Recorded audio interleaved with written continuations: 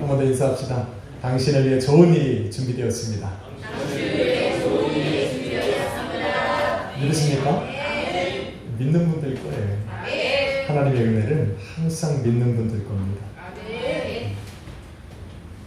이 하나님의 모든 말씀을 로고스라고 합니다. 성경에 나오는 모든 말씀들을 로고스라고 하는데 이 로고스는 우리의 삶을 변화시키지 않습니다. 그래서 성도 한 사람 한 사람을 변화시키는 그 로고스의 말씀은 바로 레마라는 단어를 씁니다. 레마라는 것은 무엇이냐면 이 로고스의 말씀을 개인적으로 만난 사람들을 향해 하나님께서 하시는 말씀이 바로 레마의 말씀입니다. 그래서 하나님의 은혜는 모든 예배 가운데 있지만 오늘도 그 은혜를 믿음으로 받는 사람들에게는 레마의 말씀으로 다가갑니다. 할렐루야. 그래서 오늘 제가 드리는 이 말씀, 함께 나누는 이 말씀들이 여러분 각자에게 레마로 들려져야 합니다. 안 그러면 그냥 로고스로 끝나는 거예요. 다른 사람에 의해서 내가 이 자리에 앉아 있는 겁니다. 저는 그걸 원하지 않아요. 여러분 각자에게 하나님이 계획하신 일들이 이루어지리라 믿습니다. 오늘 제목을 한번 따라 읽겠습니다. 당신을 위해 일하시는 주님. 일하실 겁니다. 여러분 기독교 세계관으로 유명한 신학자 제임스 사이어는 이런 말을 했습니다. 하나님께서는 무에서 천지를 창조하셨을 뿐만 아니라 창조하신 모든 세계의 모든 역사를 주관하시고 관여하고 계시다. 그래서 역사는 인간에 대한 하나님의 계획을 성취시켜가는 의미 있는 사건들의 연속이다 라고 멋진 말을 해놨습니다. 맞습니까? 처음 들어보는 말이라 아멘이 안 나옵니까?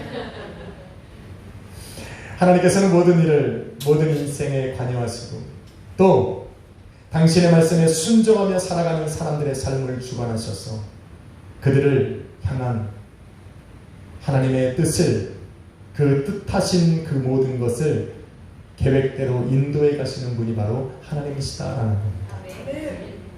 믿으십니까? 여기는 또 아멘 하십니다. 하나님은 그런 분입니다. 하나님은 우리의 삶을 만드셔가시고 창조하실 뿐만 아니라 그 창조하신 나의 모든 삶을 하나님께서는 관여하시고 인도해 가시는 분입니다. 때로는 그의 일하심이 삶으로 경험되어져서 우리는 간증으로 고백하기도 합니다. 그런데 때때로 그 하나님의 일하심이 보이지 않고 느끼지 않고 때로는 나와 상관없는 일처럼 느껴질 때도 있습니다. 그래서 하나님께서 내 삶에 일하시는 그 역사하시는 모든 일들이 내 삶에 경험되어지기 위해서 또 내 삶에 체험되어지고 바라보아지기 위해서는 우리는 성령의 충만함으로 살아가야 합니다. 그래서 우리 매주마다 하는 거예요. 성령은 보이는 세계에서 보이지 아니하시는 하나님의 역사를 성령만 똑 띄어서 하니까 잘 모르겠죠. 다시 한번 합시다. 성령은 보이는 세계에서 보이지 아니하시는 하나님의 역사를 깨닫게 하신다. 아멘입니다. 제가 이것을 정할 때 그냥 정한 게 아닙니다. 그냥 좋은 말이라서 끌어 쓴 게 아니에요. 기도와 믿음과 성령은 제가 하나님의 말씀을 대하고 제 신앙을 붙들어가는 방법 중에 하나입니다. 그래서 내가 성령으로 충만할 때야 비로소 이 보이는 세계에서 보이지 아니하시는 그 하나님의 역사가 깨달아지고 그 성령 하나님의 충만한 역사가 내 인생에 차고 넘칠 때 우리는 그 나를 위해 일하시는 그 하나님 앞에 영광 돌릴 수 있는 거예요. 인사합시다. 성령 충만함을 받읍시다. 아멘이십니까? 저는 오늘 본문을 통해서 다윗을 위해 보이지 않게 일하시는 그 하나님의 역사를 바라보면서 다윗과 같은 상황에 놓이는 그 성도들에게 소망의 메시지를 전하려고 합니다. 잘 들으십시오. 본문의 배경은 이렇습니다. 반란을 일으켜서 다윗을 몰아내고 다윗의 왕권을 빼앗은 압살롬, 그 압살롬이 예루살렘 성전을 함락시키고 자기가 왕위의 자리에 올랐을 때 그 압살롬의 주변에는 지혜로운 사람들이 있었어요. 그 지혜로운 사람은 항상 상황에 맞춰서 정확한 판단을 내려주는 사람이었습니다.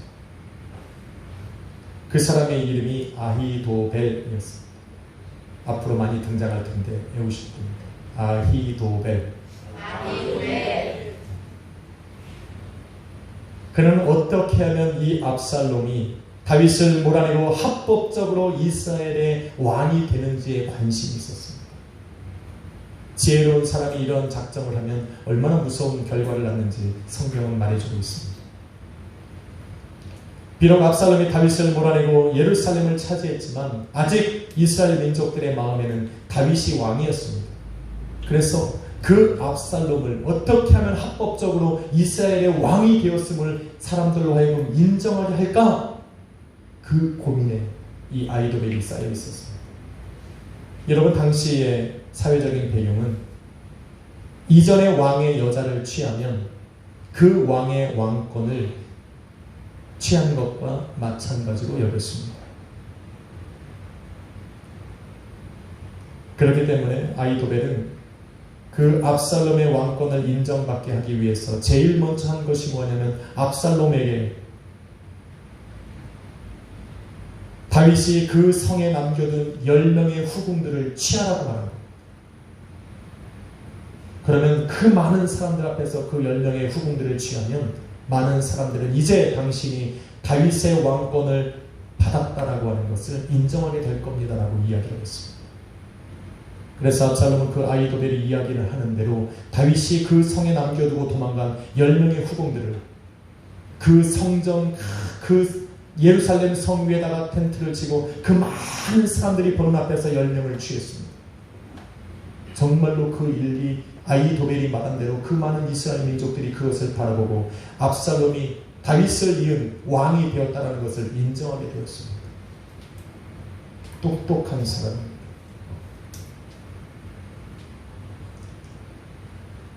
이 사건으로 인해서 많은 사람들이, 이스라엘 민족들이 다 압살롬이 다윗을 뒤를 이은 이스라엘 왕이 되었음을 인정을 했음에도 불구하고 아히도벨에게는 두 번째 해결해야 될 문제가 남아있었어요. 그것이 무엇이냐면 다윗이 살아있다는 겁니다. 다윗이 살아있는 겁니다. 만약에 이 다윗이 언제라도 예루살렘 성으로 들어온다면 압살롬에게 향했던 그 이스라엘 민족의 마음은 어느 순간인가 모르게 다윗에게로 돌아갈 것이고, 만약에 그렇게 된다면 지금까지 자기가 쌓아놓은 이 모든 것들이 한순간에 무너지기 때문에 그는 다윗을 죽여야만 했습니다. 그래서 두 번째 계략을 세운 겁니다. 어떻게 세웠을까? 여러분 성경 있으시면 사무엘하 17장 1절로 3절을 같이 읽어봐야 합니다. 시작. 아히도벨이 또 압살롬에게 이르되 이제 내가 사람 12,000명을 택하게 하소서. 오늘 밤에 내가 일어나서 다윗의 뒤를 추적하여 그가 곤하고 힘이 빠졌을 때에 기습하여 그를 무섭게 하면 그와 함께 있는 모든 백성이 도망하리니 내가 다윗 왕만 쳐 죽이고 모든 백성이 당신께 돌아오게 하리니 모든 사람이 돌아오기는 왕이 찾는 이 사람에게 달렸음이라. 그리하면 모든 백성이 평안하리이다 하니. 아히도벨이 첫 번째 계략으로 민심을 압살롬에게로 향했다면, 그래서 그 압살롬과 이스라엘 장로들은 그 아히도벨의 모든 말들에 신뢰를 주었습니다. 이제는 그 아히도벨이 두 번째 계략을 말했을 때 압살롬과 이스라엘 장로들은 그 아히도벨의 말을, 계략을 옳게 여겼습니다. 그래서 4절에 말하는 겁니다. 압살롬과 이스라엘 장로들이 다 그의 말을 옳게 여겼더라 라고 기록합니다. 만약에 압살롬이 아히도벨이 요구한 대로 군사 12,000명을 내어주어서 아히도벨로 하여금 다윗이 숨어있는 그곳을 습격하게 한다면 이제 다윗은 꼼짝없이 죽게 된 겁니다. 지금 예루살렘에서는 이 엄청난 일들이 벌어지고 있습니다. 그런데 그 예루살렘 성을 도망한 다윗은 예루살렘에서 자신을 죽이려고 이 엄청난 계략을 꾸미는 이 일을 하나도 모릅니다.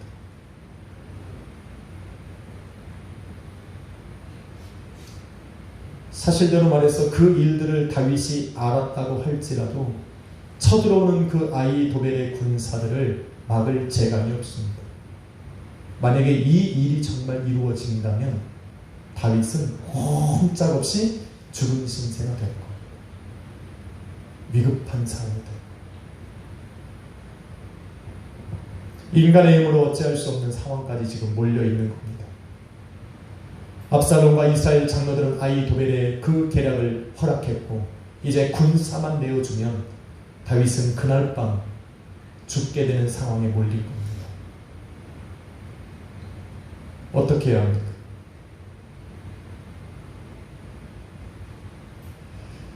하나님의 자녀가 이런 상황과 마주하면 우리는 어떻게 해야 합니까?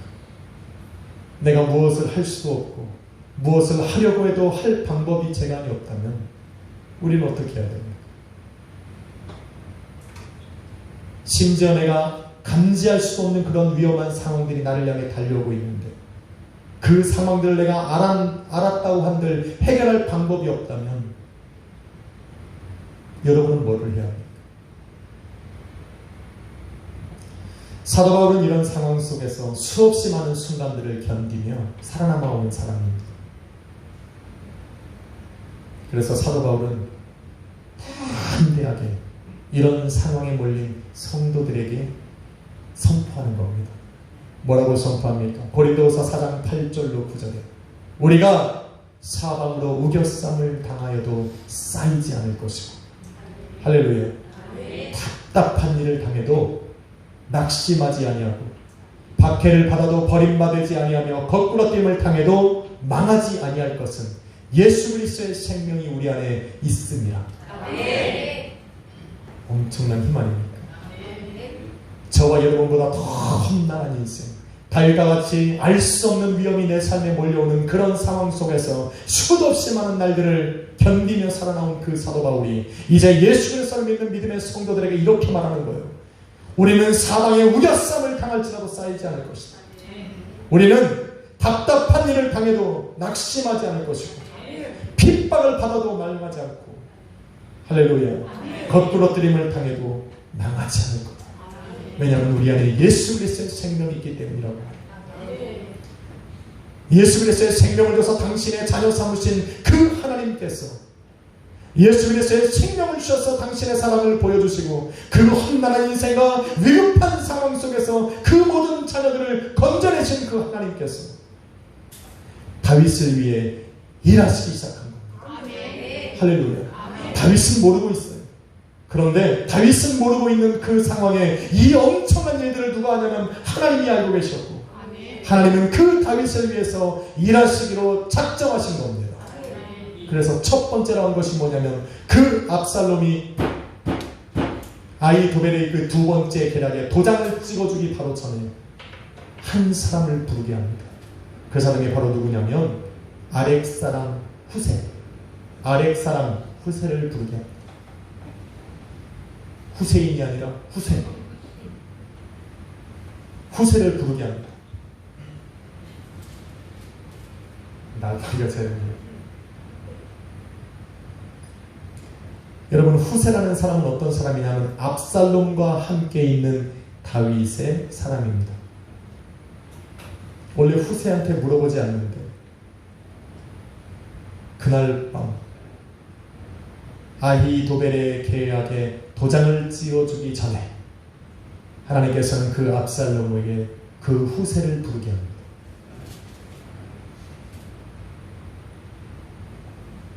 여러분 사무엘하 15장 31절로 34절에 넘어가면 다윗이 그 예루살렘 성을 도망쳐 나올 때 한 사람이 달려와서 다윗에게 이렇게 말을 합니다. 왕이여, 지금 저 압살롬 옆에는 아히도벨이라고 하는 사람, 저 지략가가 저와 함께 있습니다. 그랬더니 다윗이 뭐라고 합니까? 하나님 앞에 기도하는 겁니다. 하나님, 저 아히도벨의 모든 모략을, 그 모략이라는 것은 무엇이냐면 바로 지혜를 악한 데 사용하는 것을 말합니다. 지혜롭지만 그 지혜를 가지고 악한 일을 도모하는 사람의 모든 생각과 하는 일을 모략이라고 합니다. 때로는 거짓이라고도 말합니다. 그래서 다윗이 하나님 앞에 부르짖는 거예요. 하나님, 저 아히도벨의 모략을 하나님 어리석게 만들어 주십시오. 그렇게 기도했어요. 그리고 하나님, 저 압살롬과 함께 있는 저 후세를 통하여서 일하여 주옵소서. 그래서 이 다윗이 자기의 편 이 후세를 압살롬 곁에 몰래 둔 겁니다. 그리고 도망갔어요. 본문은 그런 다윗의 기도에 응답하시는 하나님의 역사를 보여주고 있는 겁니다. 하나님께서 후세의 입을 통해서 지략이 뛰어난 아주 지혜가 총명한 그 아히도벨의 입을 막으셨습니다. 아히도벨이 계약한 그 악한 일을 도모한 지혜를 하나님께서는 그 후세의 입술을 통해서 그의 입술을 막아버렸습니다. 그리고 그 후세가 하는 말을 압살롬과 이스라엘 장로들로 하여금 듣게 하셨어요. 후세는 뭐라고 말합니까? 여러분, 사무엘하 17장 7절로 13절이 그 말입니다. 같이 한번 읽어야 합니다.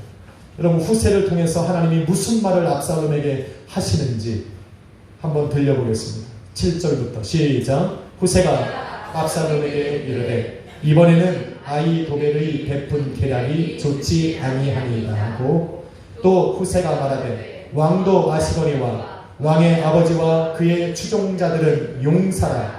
그들은 들에 있는 곰이 새끼를 빼앗긴 것 같이 격분하였고 왕의 붙이는 전쟁에 익숙한 사람인즉 백성과 함께 자지 아니하고 지금 그가 어느 굴에나 어느 곳에 숨어 있으리니 혹 무리 중에 몇이 먼저 엎드러지면 그 소문을 듣는 자가 말하기를 압살롬을 따르는 자 가운데서 패함을 당하였다 할지라. 비록 그가 사자 같은 마음을 가진 용사의 아들일지라도 낙심하리니 이는 이스라엘 무리가 왕의 아버지는 영웅이요 그를 추종자들도 용사인 줄 알미니라. 나는 이렇게 계략을 세웠나이다.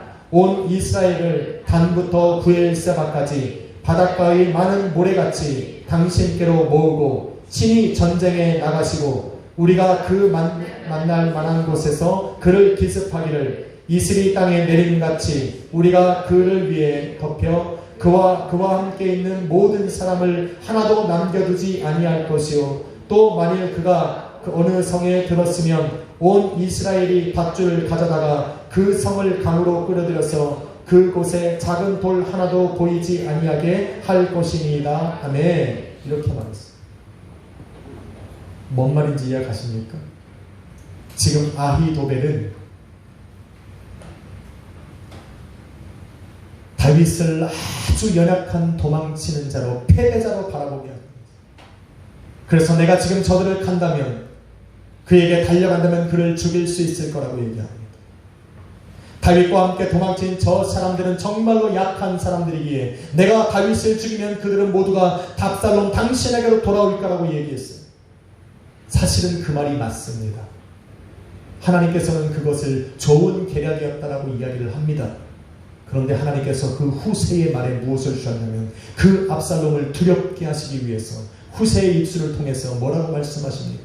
다윗은 용사. 이전에 골리앗을 물리치고 수많은 블레셋 사람들을 물리쳤던 바로 모든 이스라엘 민족이 알고 있는 바로 그런 엄청난 장수였고 그와 함께한 사람은 굶주린 사자와 같이 그 새끼를 빼앗긴 어미 곰과 같이 분노에 차 있기 때문에 우리가 지금 간다면 패망하고 말 것이고 다윗은 지혜로운 사람이기 때문에 그들과 함께 잠을 자지 않고 그들을 남겨두고 다른 곳에 가서 혼자 있을 것이다 라고 지금 이야기를 했어요. 그러니까 지금 쳐들어가는 것이 무의미하다. 가면 안 된다 라고 지금 말하고 있는 거예요. 정반대의 상황을 이야기하고 있는데 하나님께서는 지금 압살롬과 이스라엘 장로들이 누구 말을 듣게 하신 겁니까? 후세의 말을 듣게 하신 거예요. 사실은 아히도벨의 말을 듣고 쳐들어갔으면 끝날 일인데 하나님께서는 그들의 마음을 돌이켰어요. 후세의 말을 귀담아 듣게 하셨어요. 여러분, 성경을 읽어보면 겉으로 보면 아이도벨과 지금 후세의 지략의 싸움이고 지혜의 싸움 같이 보여도 그 뒤에는 누가 계십니까? 하나님이 계십니다. 이 사람이 싸우고 이 사람의 생각과 이 사람의 생각이 싸우고 이 사람의 지혜와 이 사람의 지혜가 지금 싸우는 것처럼 보여도 이 사람의 전략과 이 사람의 전략이 지금 마주 부딪히면서 싸우고 있는 것 같아도 그 모든 상황을 지금 지배하고 계시는 분이 누구냐면 바로 우리 하나님이죠. 할렐루야. 엄청난 일이에요. 지금 제 말이 아닙니다. 저와 여러분이 읽은 본문 14절 말씀의 후반절에 보면 이는 여호와께서 압살롬에게 화를 내리려 하사 아히도벨의 좋은 계략을 물리치시라고 이 후세에게 명령하셨기 때문에 하나님이 관여하고 계시는 거예요. 믿으십니까? 맞다니까요. 압살롬은 이 모든 계획들을, 결정들을 자신이 하는 거라고 착각하고 있습니다. 그런데 지금 압살롬의 모든 생각과 결정은 하나님의 주도 아래 끌려가고 있는 거예요. 압살롬은 몰라요. 세상 사람들은 자기가 지혜로운 줄 알아요. 그래서 상황을 이렇게 만들어가면 될 거라고 생각을 하지만 만약에 그 가운데 하나님의 백성이 있다면 하나님께서는 그 백성을 건지시기 위해서 뒤에서 일하시는 겁니다. 보이지는 않아요. 다윗은 지금 이런 일은 아무것도 모릅니다. 하나님만 일하시는 거예요. 여러분의 삶에도 일하신다니까. 아니, 그걸 모르면 모르는 사람 모르는 대로 살면 돼요. 이런 일들은 성경 안에 많이 있습니다. 자신의 법정 앞에 선 예수님을 향하여서 빌라도가 뭐라고 말합니까? 나는 너를 놓아줄 권한도 있고 십자가에 못 박을 권한도 있다. 그랬더니 예수님께서 그 빌라도에게 뭐라고 말합니까? 내 아버지께서 너에게 주시지 않았다면, 허락하지 않았다면 너에게 그런 권세는 없을 것이다 라고 말해요. 너가 지금 나를 십자가에 못 박는 것은 하나님의 의도 안에 있다라는 겁니다.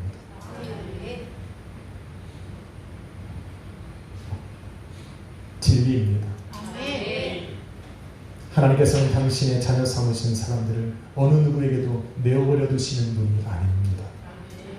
하나님께서는 믿음을 통해 누군가 당신의 자녀가 되었다면, 한 사람이 예수 그리스도의 십자가를 믿는 믿음을 갖고 하나님의 자녀가 되게 해달라고, 그래서 그 사람을 당신의 자녀로 삼은 그 순간부터 하나님께서는 그의 인생을 관여하시고 주관하시고 그의 삶을 당신의 뜻하신 대로 인도해 가시기 시작하는 겁니다. 그의 삶을 감찰하시고 그의 말하는 것이나 듣고 경험하는 모든 것을 우리 하나님께서 주관하시기 시작하는 겁니다. 그래서 만일 그 사람이 주님의 말씀을 듣고 믿고 순종하기로 작정을 하고 몸부림치면서 그 순종의 삶을 살아가고자 살아간다면 아마도 그 사람은 하나님께서 자신의 인생을 감찰하시고 주관하시고 간섭하시고 관여하시는 그 일로 인해서 감격하고 감사할 거예요. 감사하십니까? 주님 때문에 감격스럽습니까? 그렇다면 여러분은 지금 하나님의 말씀대로 살아가고자 몸부림치고 있는 겁니다. 그런데 말씀을 들었음에도 불구하고 그 말씀에 불순종하고 자기가 원하는 길로 걸어가고자 하는 사람은 아무리 뛰어난 지혜를 갖고 있어도 그것이 오히려 그 사람이 걸어가는 그 길을 가로막는 장애물이 될 것이고, 하나님께서 대적하는, 그래서 그 사람과 싸워 이기려고 하는 그 사람의 인생을 망치는 거치는 돌이 될 것입니다. 아히도벨이 지금 그런 사람이에요. 그는 지략가였어요.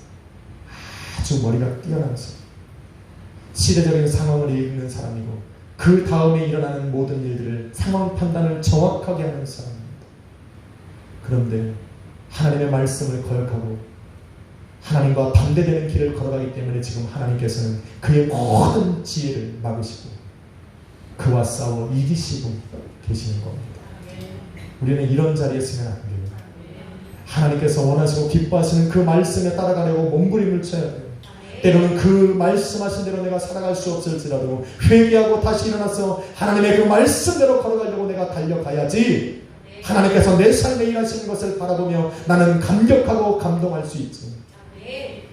내가 안 된다고 해서 포기하고 하나님과 반대되는 내가 원하는 길을 걸어가면 우리는 하나님과 반대의 길을 서야 되고 하나님은 나와 싸워서 이기셔야 돼요.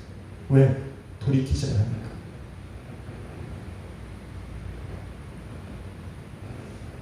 다윗은 지금 하나님께서 하시는 이 모든 일에 관여하지 못하고 있습니다. 왜? 모르니까요.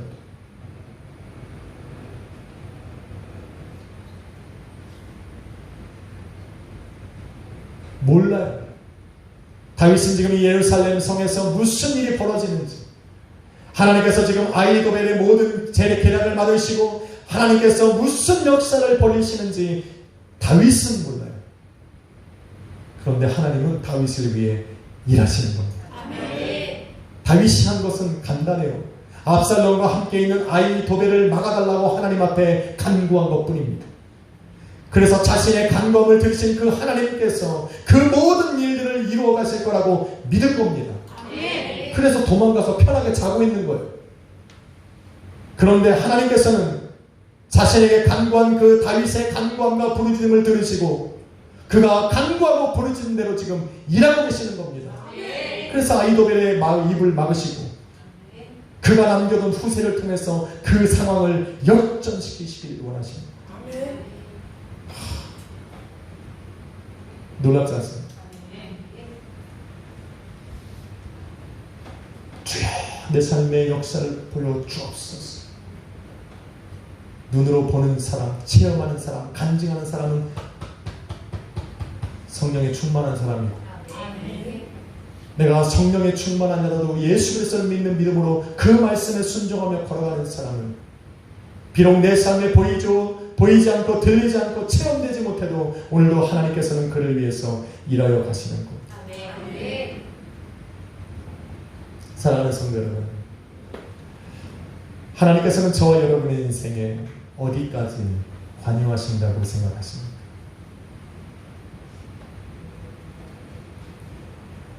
아마도 하나님께서 창조하신 그 부분까지는 하나님께서 관여하시고 주관하고 계실 겁니다. 그런데 성경은 저와 여러분의 모든 인생을 우리 하나님께서 창조하셨다라고 말씀합니다. 그래서 저와 여러분의 모든 삶은 하나님께서 관여하시고 간섭하시고 주관하고 계시는 겁니다. 믿으십니까? 그래서 하나님의 자녀가 된 저와 여러분의 모든 삶은 하나님의 관여하고 계시는 그 믿음으로 우리는 우리의 말하는 것이나 또 듣는 것이나 생각하는 것이나 삶으로 경험하는 모든 것을 주님께 의탁해야 됩니다. 하나님 나를 도와주십시오. 하나님 내가 말하는 것도 하나님 도와주시고 내 귀에 들리는 것도 우리 하나님 도와주시고 심지어 내 생각도 하나님 연약하오니 하나님께서 지혜로 붙들어 주시고 내 삶에 일어나는 모든 일들을 우리 주님께서 주관하여 주옵소서. 때로는 내 삶에 어떤 일이 벌어질지 나는 알 수 없지만 하나님 오늘 다윗을 아무것도 알 수 없었지만 하나님께서 뒤에서 일하셨던 그 하나님 오늘도 나를 위해 일하여 주십시오 라고 우리는 기도해야 합니다. 다윗은 그렇게 자신도 모르는 사이에 이 절대적으로 위급한 상황이 안전하게 지나가는 것을 우리는 성경을 통해 볼 수 있습니다. 하나님 그렇게 일하세요. 저와 여러분에게도 그럴 겁니다. 우리가 예수 그리스도를 통해서 하나님의 자녀가 되었다라고 하는 그 한 가지 이유만으로도 우리 하나님께서는 저와 여러분을 위해 보이지 않게 일하시기에 충분한 이유가 되는 겁니다. 할렐루야. 그래서 위급할 때는 기도하십시오. 평안할 때는 오늘도 하나님께서 나의 삶을 인도해 가시는구나, 나의 보이지 않는 삶을 통해 하나님이 역사하셨구나 라고 믿으시고 감사하십시오. 보이지 않게 일하시는 그 주님을 기억하시면서 오늘 이 밤도 여러분은 믿음으로 감격의 기도를 올려야 합니다. 내 삶에 밀려오는 그 모든 환난과 위험 속에 나를 지키시고 내 가정을 지키시고 자녀와 교회를 지켜주시는 그 하나님 앞에 우리 오늘도 감사하고 감격해야 합니다. 주님은 매 순간 저와 여러분을 최고의 것으로, 최고의 길로 인도하실 것입니다. 그것을 믿고 오늘도 그 믿음으로 감사하며 기도하시기를 예수 그리스도의 이름으로 축원합니다. 저는 찬양을 할 겁니다. 저는 말씀을 준비하면서 이 찬양을 계속 불렀습니다. 이 모든 것이 주님의 은혜라면 내 삶에 당연한 것은 하나도 없는, 고르고 골라서 내게 주시는 것이라면 내 삶에 버릴 것은 하나도 없다. 기도하고 이 찬양으로 영광 돌리겠습니다. 주님 감사합니다.